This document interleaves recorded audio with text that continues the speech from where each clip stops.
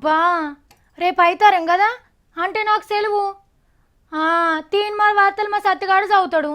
ఈ 4 రోజులు చదివింది ఒగెత్తు, రేపు వార్తలు చదువుడు ఒగెత్తు. ఎందుకంటే రేపే సీఎం సరే ఆగమ ఆఖరైతుంది. అంటే నాకు రావాల్సిన పుణ్యం జరంత తగ్గుతుందేమో అని భయమవుతుందిలా.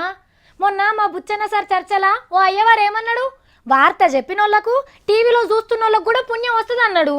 అంటే మీరందరు రేపు కూడా తీన్మార్ వార్తలు చూస్తారు, మీకు మొత్తం పుణ్యం వస్తుంది. నాకే తగ్గుతుందేమో అనిపిస్తుంది. సరే తిండ్రి, దీనికి ఏదైనా ఉపాయం ఉన్నదేమో అని నాకు తెలిసిన అయ్యవారిని నేను అడుగుతా. చూస్తుండ్రా భక్తులు ఏ తీరులో వచ్చిండ్రో. యాగశాల కాడ కాలు పెట్ట సందులేదు, ఉష్కె వష్ణరాలనంత మంది వచ్చిండ్రు. పిల్ల జల్ల ముసలి ముత్క అంత ఎర్రవెల్లి తొవ్వదొక్కిండ్రు. 4-5 కిలోమీటర్ల దూరం లైన్లు కట్టిండ్రు. ఎంతసేపైనా మంచిదే గాని యాగాన్ని కండ్ల నిండా చూసేపోవాలని ఎక్కడెక్కడికెళ్ళో వచ్చిండ్రు. గోదావరి పుష్కరాలకు కూడా గింతమంది పోకుండొచ్చురు.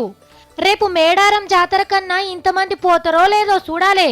పోట్వలు దించుకునేటోళ్ళు పోట్వలు దించుకుండ్రు. రోజుకింత ఎక్కువ మంది భక్తులు వచ్చే వరకు పోలీసులకు మస్తు తిప్పలైతున్నాయి. బయట కార్లు టాటా సుమోలతోని ఎర్రవెల్లి నిండిపోయింది.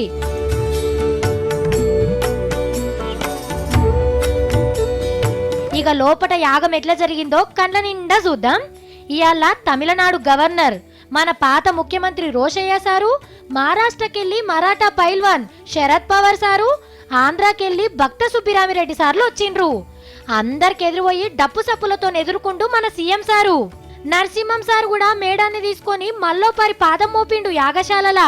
ఖడ్గిని శూలిని ఘోరా గదిని చక్రిణి తథా యయా త్వయా జగత్స్రష్టా జగత్పాత్యత్యయో జగతే సోపి నిద్రావసన్నిధః కస్త్వాముస్తోతు మహేశ్వరః అగ్నిలిలేందూనాయమస్య వరుణస్య చ.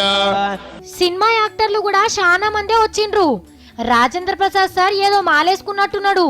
మహిళా భక్తుల కుంకుమార్చనలు, వేద పారాయణాలు, కీర్తనలు, భజనలతోని యాగం మారు మోగుతుంది.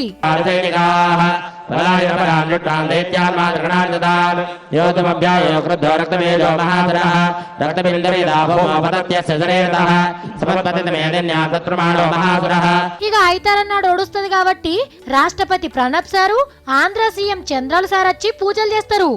సెలవు దినం కాబట్టి భక్తుల సంఖ్య ఇంకా పెరగొచ్చు. మళ్ళీ నడన్నా ఎవరన్నా గిసుంటి యాగం చేస్తారో చెయ్యరో. అట్లనే యాగం ఒడిచినాక 3 రోజుల దాకా పోయి చూసి రావచ్చట.